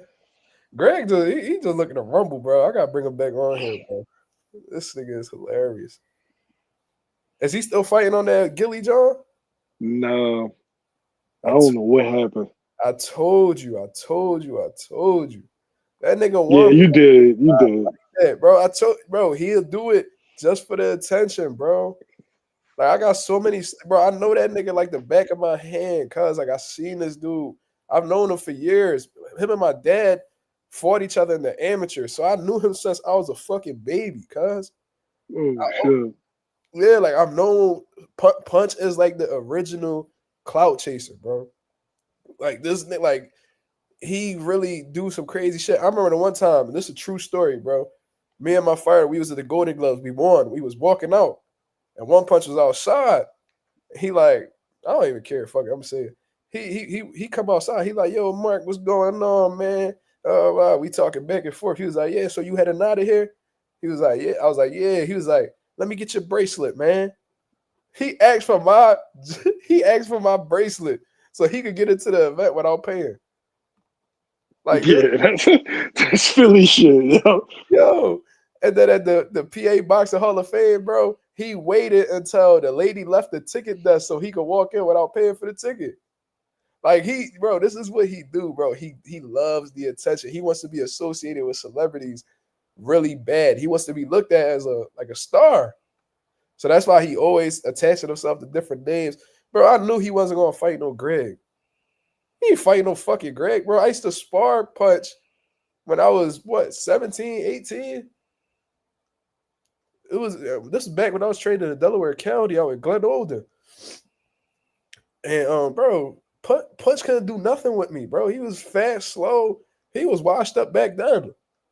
He don't got no business being in the ring with no fucking active-ass Greg Hackett.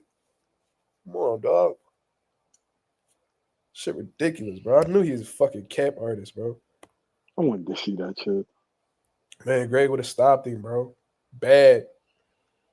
How many rounds they would have did? 3, 4? I think it might have been like 6, 2 minutes. What? Yeah. 6, Or 2 1 minutes, minute. 12 minutes. So that's 3. That's pretty much the equivalent of a 4-round fight. If Greg got straight to it, he'd have stopped him. He would stop him. That shit is crazy. But I knew he was capping. He just wanted to get a little bit of clout. Once that faded away and shit started getting real, he was gonna walk away. I knew it. But Usyk, he said Usyk gonna dance on Fury. He was walking Fury down majority of the first fight. Yeah, that I told y'all, like I said that, if Fury took the same approach he took in the first fight, I think it'd be foolish. Because Usyk, he too high caliber of a fighter to play the same tricks against. You gotta pull out a whole different deck of cards, bro. You gotta bring a whole different type of approach. You feel what I'm saying? Usyk already gonna know what to do if you bring that bullshit out again. So he needs to bring out different tactics. You feel what I'm saying? Because I don't think Fury has the boxing ability necessary, regardless of the height and the reach. I don't think he has the boxing ability necessary to box circles around Usyk. I don't see that happening. So, of course, he's going to take the same approach that he took in the third Wilder fight. He's going to put on this weight. He's going to try to do everything in his power to try to lean on Usyk. Watch, he's going to try to make it as dirty of a fight as possible. Try to wear Usyk out and try to drown him. But it's not good.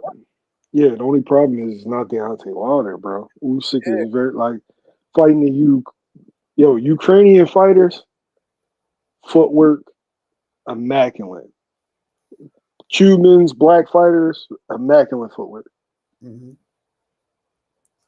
I don't see that happening. I seen Usyk dance the other day. That he in his bag. He ready. I think he gonna do a lot of turning Fury too. I believe it. I think Fury gonna run into a lot of shit, and I think Usyk gonna really have him keep resetting his feet. Let me see if I can find that John Usyk dancing. Shit, but Mark, I'm about to go to sleep, man. All Just right, want man. to tap in with you. Appreciate that, my brother. Thank you for tuning in, man. I'll get with you soon. Keep doing your thing. Yes, sir. Likewise. Shout out to my boy Jamil, YSL Sports Media. But look at this boy dancing, man.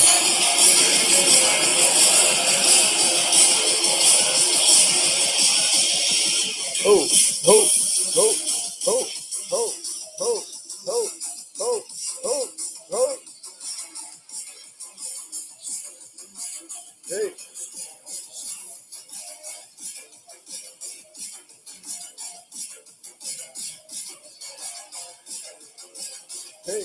Hey. Hey, that's Usyk. Hey. I think it's safe to say the nigga don't got no injuries. Shit, motherfucker moving every part of his body. Head turning, shoulders moving, arms all over the place, legs. It's safe to say that nigga ain't got no injuries. That boy was cooking. He was having a good time. Cuckoo ass nigga. This fucking cat, bro. This cat stay want to be on me. The great Gambino, salute. I guess we getting into some open boxing topics now. He said, who the hardest hitter in boxing today? I mean, if we looking over the elite guys, better be to be mentioned.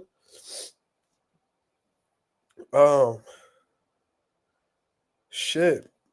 That's a lot of hard hitters, bro. Like, what I do is, whenever people ask me that, I think about every division from heavyweight on down. So we got like Martin Bakuli, he a big puncher. Dubois, big puncher. AJ, a big puncher. Heavyweight has a whole bunch of big punchers. Then I don't know too much about cruiserweight. That ain't never been a division I look too much into. Then light heavyweight, Better Beef. Obviously, he's a standout. Shit. Gervonta Davis. Nayua Inoue. He got some good punching power. Subriel Matias, yeah, but I don't think Matias is like I don't think he's a big puncher. I think he's a cumulative puncher. I just think he beats. I think he break you up and get you up out of there type shit. We talking about like knockout artists for real. I wouldn't classify Subriel as a knockout artist. He like a Earl Spence, like not in terms of skill set, but come on, bitch, get out of here. Like just a chop you up, get you up out of there type shit. Canelo could punch. He just been lacking with his finishing abilities. There's a difference. You could be a big puncher, but if you don't know how to finish motherfuckers, you know what I mean? Christian ability, yeah, super middleweight. But if we talk about the sport as a whole, I don't think Billy on that list yet. De Los Santos could crack. Nah, this ain't Simba. This Blackie. Blackie love to cuddle, bro. She be on me. She be trying to like massage me. You know, cats, they call that shit what they call that shit? Making biscuits. They be they like massage your legs, and she a lover girl though. She like the I be fucking with her, and she won't even bite me or nothing, bro. Not even like playing around, like she harmless. Simba on the other hand, if you fuck with him, he'll defend himself. Like, he'll fuck you up type shit. He done cut me up a few times. Yeah, Blackie. I just found out Blackie birthday. She was born in she probably got a real close birthday to Simba. Simba 2 years old. So me and him about the same age in human years. Cause I think in 2 years, cats are 24. Blackie, she is 6 months old. So I think when you do the math, she's 10 years old in human years. Zhang, yeah, Zhang's a big puncher. Zhang will get you up out of there. I kind of feel like if we talking about like biggest punchers in boxing pound for pound, I feel like it's kind of unfair to put heavyweights there because obviously, heavyweights are the biggest punchers, all the time.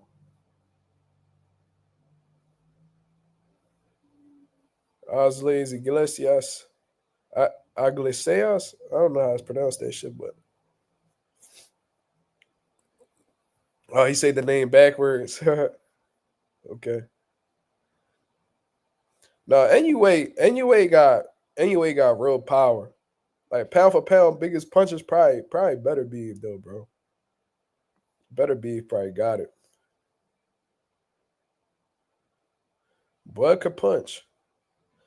I think Bud is a bigger finisher than puncher though.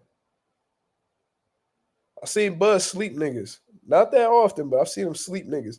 But I think he's a better finisher. Like when he smell blood, he know how to get you out of there. I think that's a bigger tool in his toolbox than like overall punching power. I think he's a better finisher than puncher. Caballero, I gotta see a little bit more of him. Boots, he got power. I know from everybody that was sparring, he got power, but he got a high knockout ratio too. But I think Better Beef is the safest answer. You know what I mean? Prior to Bivol, he had a 100% knockout ratio. I seen Bud sleep a nigga when he had braids, yup. But that was low tier guys. Like, I don't really like, as you step up in competition, it's like these dudes are more durable. You know what I mean? It take more to get him up out of there and shit like that. And Bud don't really got a crazy highlight reel if you really think about it. Like he stopped a lot of niggas, but like I'm talking about like When I think of like motherfuckers with highlight reel, I'm thinking like Wilder. If Wilder was still in his prime himself, Wilder take the crown. Because I ain't never seen nobody, in this era put niggas out like Wilder did. Swear to God. Wilder got one of the best highlight reels I've ever seen. From his come up to fighting at an elite level. Tank hot knockout. His highlight reel crazy too. I ain't gonna lie to you. Tank Leo's not, bro. I remember watching that shit live, bro. I was going crazy, and then I got scared because this nigga Leo wasn't waking up. I'm like, yo, don't tell me he killed Leo, bro. I thought Tank killed Leo for like a good 2 minutes.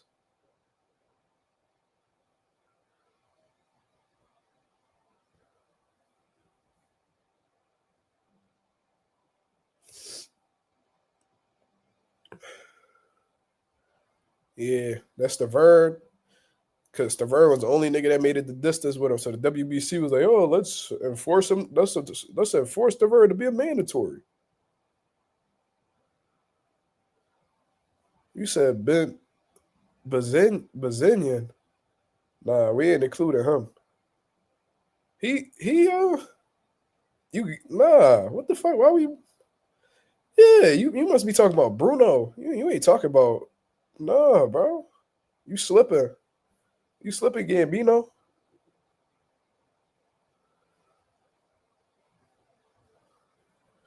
Yo, Leo be smiling at everything, bro. That nigga. Leo cuckoo low key. Like them niggas that smile at everything and I don't know, they got some screws loose. Leo probably a little, you know what I'm saying? He got the tism or something. This nigga had a whole smile on his face when Tank put him to sleep. That nigga looked like he had some great dreams. Hell no. But Better Beef takes the crown, in my opinion, right now. For sure. What was KO of the year? I think we spoke about that already. KO of the year. Angelo Leo got that. That shit was nasty. Bowdy. Lucas Body. Badi, whatever the fuck his name is, from H2O. That's still my number one.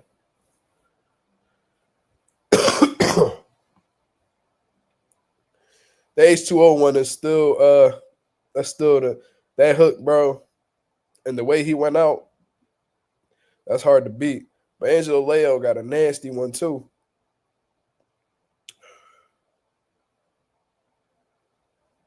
Am I pronouncing his name right? Let me see. Body. Yo. What the fuck is you doing? See, that's why I be smacking you, little dumbass. All right, what a beautiful view of downtown Tampa as we get set for our third fight of the night. H2O still just 20 years old, an inch shorter than Lucas Body. Lucas Body. Okay, cool. So his name is pronounced like Body. All right, cool. The boy was crazy. Yeah, the way he slumped AJ, bro. Yeah. AJ done got stopped before, but not like that. He was slumped.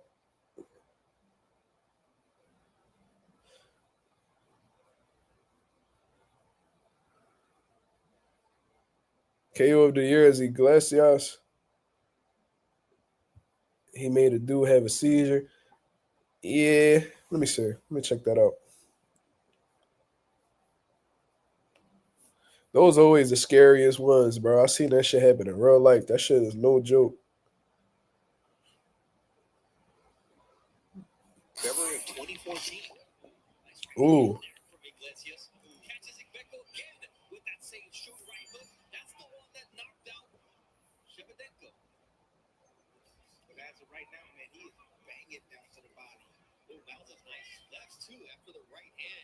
These Cubans, dog.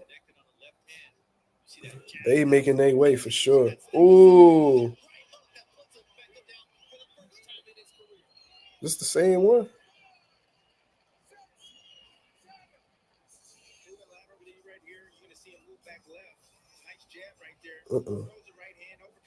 Ooh.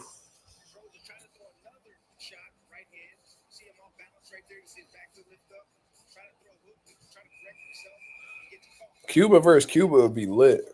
You don't really see that too often.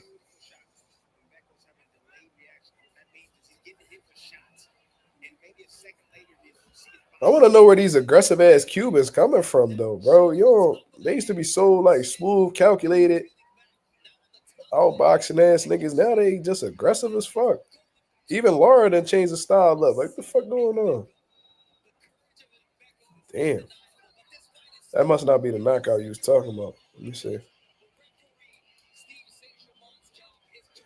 Which knockout was it, y'all?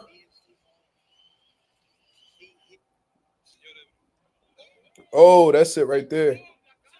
Oh, shit. God damn. Oh, that's scary, bro. He's celebrating. He don't give a fuck. Ooh wee. That's a nasty knockout.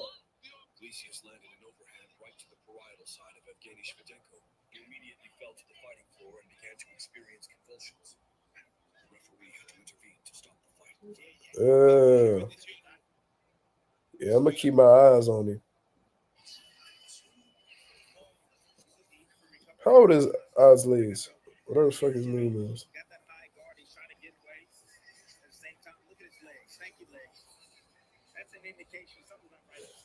I'll put this nigga name. They gonna put Enrique Iglesias. That's fucked up. Hey, disrespectful as hell. He 27. Okay. Still young. Yeah, these new era Cubans, bro. Andy Cruz. Fucking Morel, Iglesias. What's that other nigga?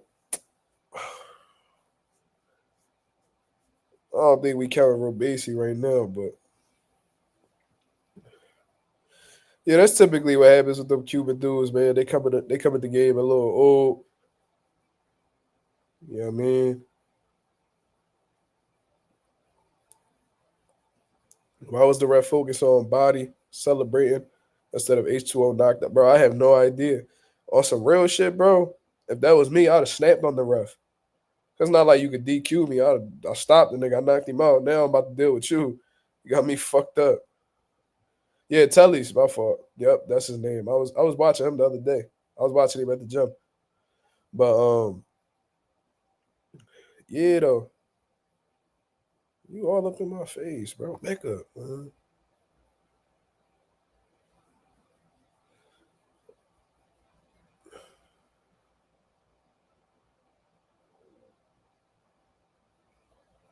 Bro, I would have been snapping, bro. Like, bro, the fuck? You got a problem with me celebrating? Get off my dick, nigga. Before I do that shit to you. Fuck you talking about? Yeah, I was watching him. We was watching him. We was watching a lot of 54 dudes since we got a 54 dude that's about to be, a big contender at 54. He got a couple more fights. He could be fighting for a world title soon. So, but you know how these sanctioned bodies be, bro. Like you gotta really have somebody big backing you. You know what I mean? To get you in position. There's not many fighters that's ranked in sanctioned bodies that come from small promoters. You feel me?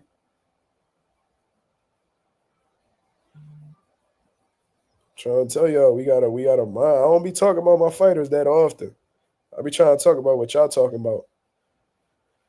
But we got a fucking beast at 154, bro. Oluwa Femi. Oye Liye. Trying to tell y'all. He'll upset a couple of them niggas at 54 right now. And he done sparred Terrence Crawford, Virgil Ortiz, Stanley Jonas, J-Rock. This man done sparred everybody and they fucking mother, bro. Trying to tell you. They done kicked him out of camps, all types of shit because he be doing damage for real. There's plenty of more people that I didn't even mention, but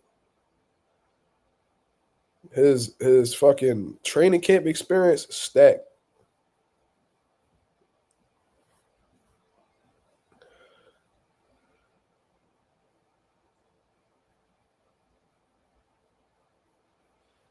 Man, I would have loved to have seen Femi beat the shit out of fucking Vito. Vito's such a bum. Vito's such a bum. But, you know, if Vito wanted to fight, Femi will go up to 60 and fight him. Just gotta get that money right. His daddy a promoter. He could put up some bread. You feel what I'm saying? His daddy a promoter. He could take care of me.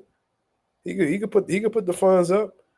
Femi won't have no problem. That'll both be their first fight at 160. Fuck it.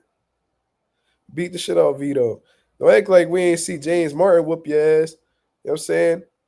And your punk ass got a blessing that, you know, James Martin missed weight. So they went and got Joey Spencer big ass on him. You know what I'm saying? And then you decided to fight somebody else. Don't act like we forgot about that. You went and got your big brother, your big white brother, Joey Spencer, to handle your work instead of you taking it into your own hands. You said, I'm moving on with my career. He's unprofessional. No, you're a pussy. You're this. You're this, but white. You feel me? You this, but white.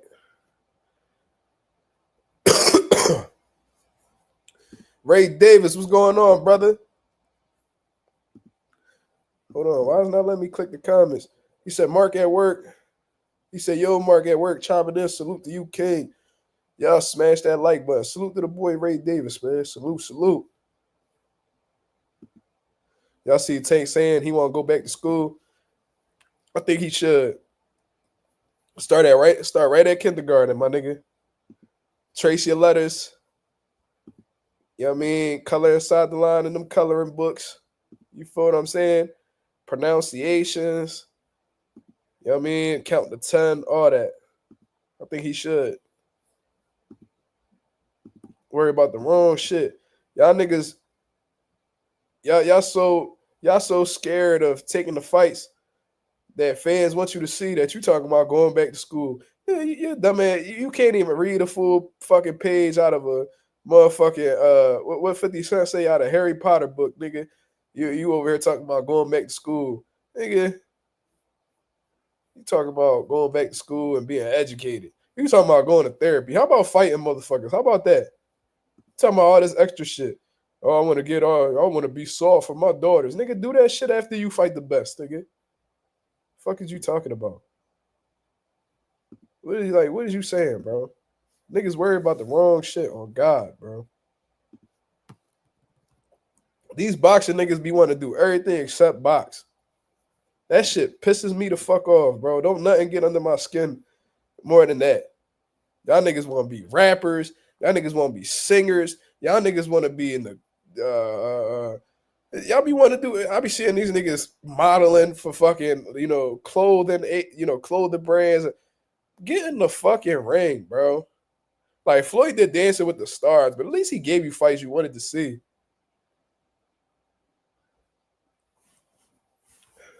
It's not letting me take the comments down, bro. This shit kind of crazy. But I don't know what he want to go to therapy for, man. That little nigga got some anger issues, so he probably, he want to go to therapy to resolve his anger problems. But he probably feel like he need his anger problems in order to box. I don't know. But how about, you know what I'm saying? I hope that therapist sit there with that pen and pad and be like, don't you think you should fight the best before, trying to do therapy? Roy Jones had the bars, but at least Roy Jones fought niggas. That's what I'm saying. I don't mind you doing other shit, but when you want to do other shit while being unproven and not being in the mix, bro, that shit pisses me off, bro. You want to go to school. Like Mikey Garcia, he wanted to be, I think he wanted to be a cop. Like he went to the police academy and all, but at least he was a fucking 3-4-time division world champion and fought some of the best people, during his era, during his day. God damn. Niggas want to go do other shit. Nigga, you not finished here. The fuck is you talking about? Roy Jones fought the James Tonys, the Bernard Hopkins, the Antonio Tarvers, the John Ruizes. He fought everybody in their mom, bro. He could go do that. Still fighting motherfuckers to this day. He could go do that. His therapist gonna ask him why. his therapist gonna ask him why he won't fight Shakur. He gonna get heated. See, this is exactly what we're here for, Gervonta. We have to address this suppressed anger. What makes your little ass so mad? Yo. Broner was out here on rap tours and he was supposed to be training for Maidana. Yep, I remember he had this big ass beer belly with like a white sleeveless vest on. Going to Floyd Mayweather's fight. I'm like, bro.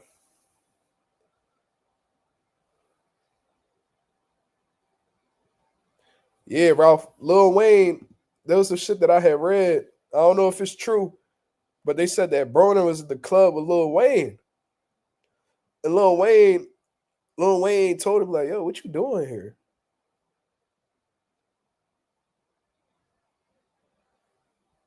He should be embarrassed, bro.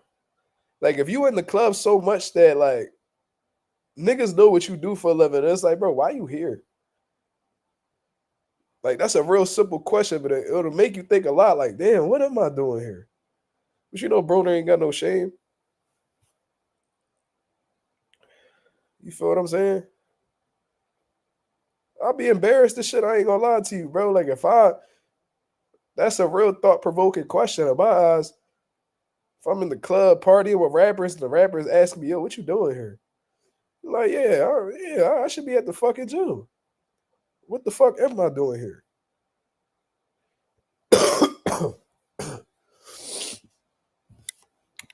Coffee player said, yo, Mark, you for real called it. Say said he taking a page out of Floyd's book of the money blueprint. Oh, yeah, we know that. You know, Floyd been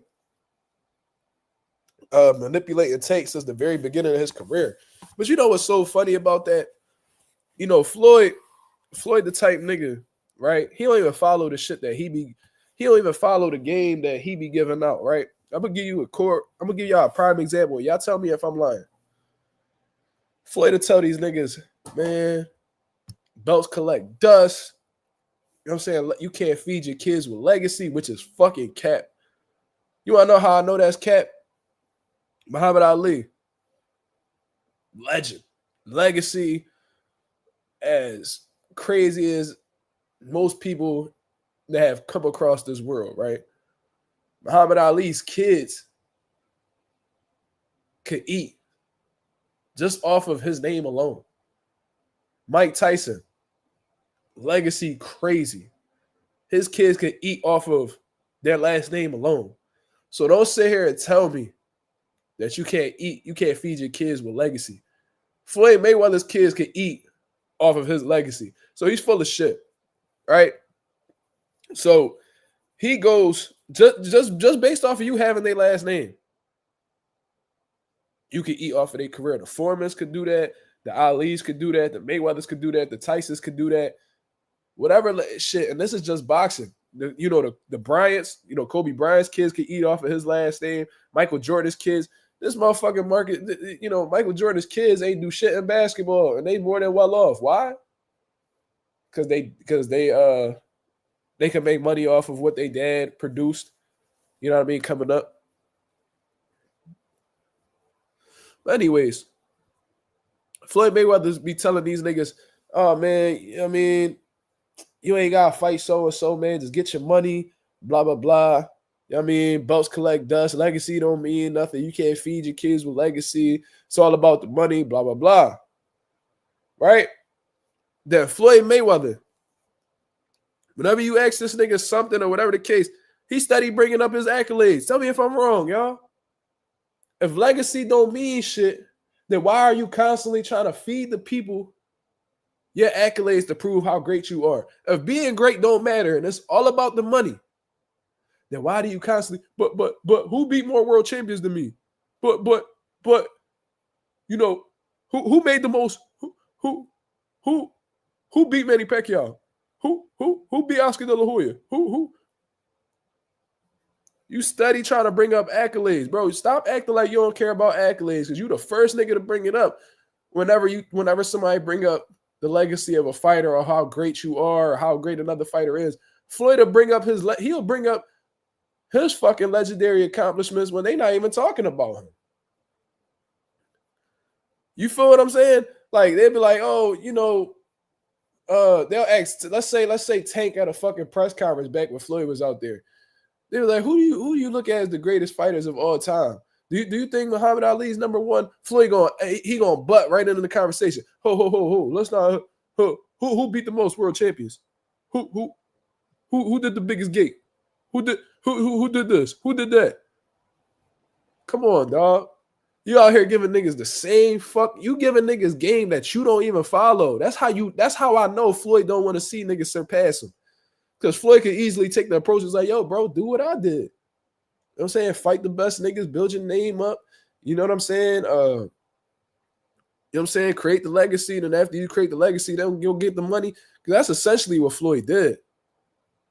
You feel what I'm saying? He did both simultaneously. He got the money while fighting, while having legacy-defining fights. Oscar De La Hoya, Miguel Cotto, Zab Judah, you know, Gennaro Hernandez early on in his career. Gennaro Hernandez was a monster. Like, come on, dog. Like, all you gotta do to see a Floyd camp and just see what he did. Oh man, don't worry about that, man. You just worry about getting your money, man. You know what I'm saying? Yeah. Don't, man, fuck the fans, all that shit. Just worry about your money. Just get your money and get out. Floyd, you ain't even do that. So how the fuck you sound telling other people to do that? And Floyd knows just as well as anybody else that in order for you to get the big money, how you claiming to do, you got to fight these top dogs, bro. Floyd would have never made $100 million guaranteed if he didn't fight the other big dog in his era. So it's like, but Gervonta and them, they so easy to manipulate. They so fucking wide-eyed, you know, so starstruck that it's Floyd. They just like, yeah, Floyd, whatever you say, yeah. Now, they'll really go and copy exactly what Floyd do. But this is the problem. Y'all following Floyd instructions that he didn't follow himself.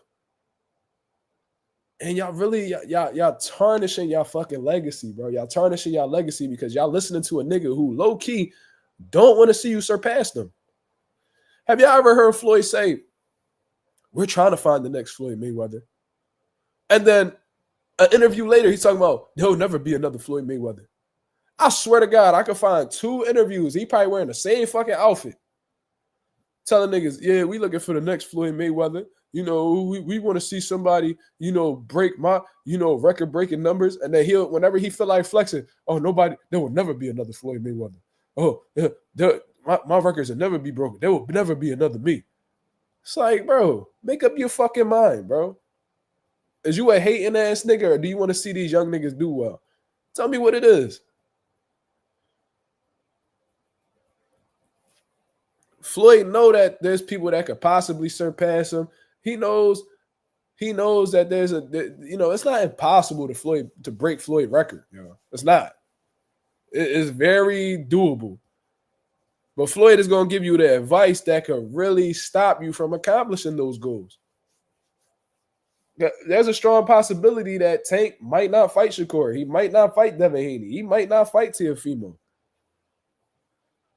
And if that doesn't happen, Floyd going to be happy with that because he knows that the less big fights, you know, Tank makes, the less of a likelihood that it'll break his numbers. Yeah, I remember that. He called for Bud to fight Benavidez. Yeah, he saw that stupid shit. Yeah, I remember he was hating on Andre Ward. Andre Ward had that close fight with Kovalev. He was talking shit about Virgil Hunter. Oh, he need to get a coach that boxed before. Blah, blah, blah. Nigga, Virgil Hunter, first of all, we seen many coaches. We've seen many coaches that never boxed before that have developed multiple world champions. I don't even need to go down the fucking list. That have never turned pro, nothing. But still made some real great shit happen. Right? So we know that you don't necessarily need to have fighting experience in order to be a great coach. We know that. Same shit with basketball coaches. Same shit with baseball coaches. All this shit. Basketball coaches, whatever. Right? So Floyd seeing that Andre Ward was on top, You know what I mean? He the pound for pound #1 fighter and all that shit. So you go out. Andre Ward has always talked about praising Floyd. It showed nothing but respect for you. But the moment he has a down moment, you take an opportunity to shit on his team. And Andre Ward still didn't disrespect him. Andre Ward was like, yo, man, like, I'm not taking the bait. You know what I'm saying? Blah, blah, blah. And then, Floyd came out later and apologized because he knew he was on some stupid shit. Probably Jay Prince hit him up and he got scared. You know what I'm saying? But, yeah, like, Floyd is a world-class hater. He's just as good as a hater that he is a boxer. I remember he used to talk shit about Wilder. He was talking about how, him and Al Heyman, they're one, and he runs PB. He a big part of PBC, just like Al Heyman is. And if you disrespect Al, you disrespect the Floyds. He rocking for Al so heavy, right? And then the moment where PBC going up against another promotional company, aka Tyson Fury at Top Rank, Floyd Mayweather rooting for Tyson Fury at Top Rank. If you so pro PBC, why are you going against PBC whenever they got a big fight? And then you have nothing to do with the build up to the fight, the promotion to the fight.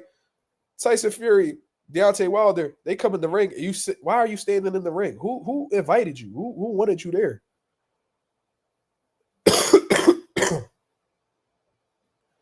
He said, you fucking with Al, you fucking with me, right? He make it seem like he's such a big part of fucking PBC and Al Heyman moves. Like, nigga, no, you not, bro. If he was, then why isn't Mayweather Promotions the lead promoter of all these PBC events? They done chose fucking Marshall Kaufman and Kick Promotions. They done used Lou DiBella. They done used Richard Schaefer. They done used Golden Boy all them fucking times. You know what I mean? They done used, now all they work with is TGB now. Why they not using Floyd Mayweather Promotions? Bro, you're not in tune with PBC, how you playing it, bro. And for real, you take all this credit for being this crazy businessman. Al Heyman conducted all those business moves for you. You know what I'm saying? And you're not in boxing no more because you don't want to get your ass whipped by these young niggas. So now you riding Jewish niggas sack. You know what I mean, to get a bag. You don't even be shouting out Al Heyman no more. You just talk about how Al Heyman like your second father. Fuck Floyd Sr. Fuck the one who taught you how to box. You talk about how Al Heyman your second father. Now he don't never shout out Al no more. Now he in Israel. You know what I mean? Acting like say got he got a whole nother jet. He invested all this money here in Israel, touching the walls and shit like that. Whatever the fuck them places called. You feel what I mean? Don't even shout out Al no more. So that's Floyd for you though. You feel me? Definitely sold his soul. No, Floyd just a type nigga, like he fuck with niggas who benefit him at the moment. And once they no longer benefit him, then he cut them off. He been like that his entire career.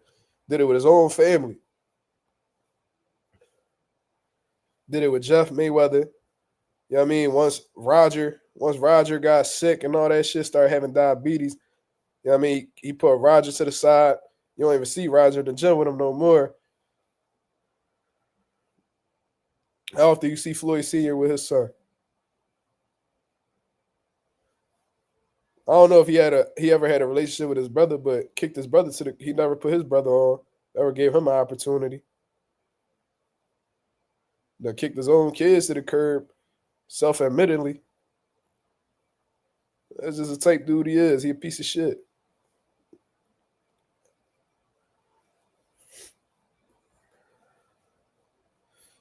Let's get into one more topic before I get up out of here, y'all. I gave y'all 2 hours. Yeah, Blakey cool. She cool. She looking at the camera and all.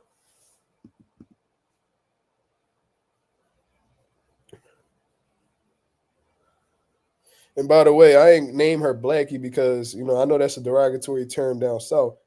I named her after somebody I grew up knowing that passed away when I was younger. This Puerto Rican dude named Blackie. And he used to scare the shit out of me. And then, you know, a little bit before he died, we had a good relationship. You know what I mean? So I named him after one of the OGs I grew up with. It's not a derogatory term. Yeah, I remember Blakey be tripping. That bitch chewed up the wires to my Christmas tree, so only the bottom part of my Christmas tree light up. So I gotta go get some lights. You know what I'm saying? But besides that, you know, that's typical kitten shit. I got rid of that dog though. Got rid of that little motherfucker. I couldn't stand that dog. Come on, yo, you tripping now. Did I catch the Conwell performance? Yeah, I seen Conwell punishing dude. You know what I mean? Conwell, he ready for that opportunity. He ready for a big fight. You feel me? It's about that time. No more of them lower tier guys and all that. Conwell, he's steamrolling the competition. Y'all done gave him the unknown, undefeated guys. You know what I mean? He passed him with flying colors. So now it's like you got to put him in there with another top contender, a.k.a. a Virgil Ortiz, which he's been calling for. Or, you know what I mean? Get him an interim title shot, a.k.a. Virgil Ortiz. You know what I'm saying? Put him in there with somebody credible. Let's see what he could actually do. Because we at a point now where Conwell is just he done everything in the ring besides, you know, fight a credible guy or win a world title. You feel what I'm saying? This man done caught a body, he done did all types of shit. Not trying to sound insensitive, y'all. But that's the reality. You feel what I'm saying? So Conwell, he need to step up. Need to step up. It's about that time. So let's see if Golden Boy put him in position.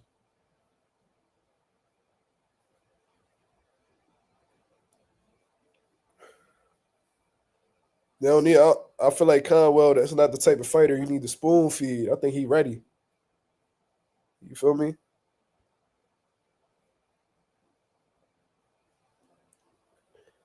But all right, y'all, I'm going to get up out of here, man. I appreciate everybody that came through and showed love to the channel. This was a great live. We had some great conversations. Shout out to my boy YSL Sports Media for coming through and showing love as well. We had some great conversations in the chat. All that good shit, man. If y'all can hit the like button on the way out, that'd be very much appreciated. I'll be back at y'all with another video, another live tomorrow as well. So be on the lookout for that. Until then, this was Zuma TV. Thank you very much for tuning in. I'm out of here, man. Peace.